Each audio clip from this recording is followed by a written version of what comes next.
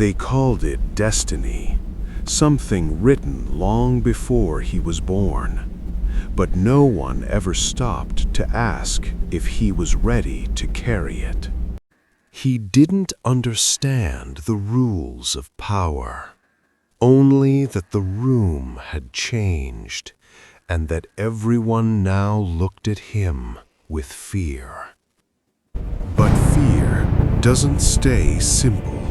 You either learn to control it, or it slowly begins to control everything inside you. And there were always voices around him, quiet, patient, whispering, telling him who to trust and who should never be trusted again. At first, he listened carefully, holding on to every word, but slowly something changed and he began giving the orders himself.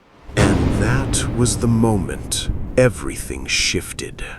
Because what changed wasn't the empire around him. It was something much darker growing inside him. By the time they noticed the change, it was already too late. The child they once guided was no longer listening. But power has a cost. The more he held onto it, the more he began to see enemies, even where none existed.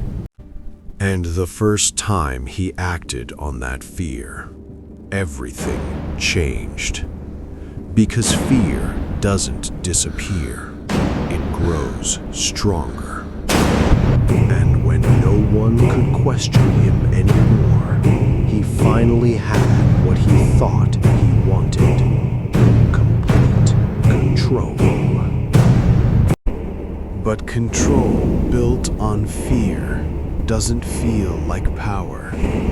It feels like being trapped inside something you can no longer escape. And the child they once raised to rule an empire became the very thing they feared the most.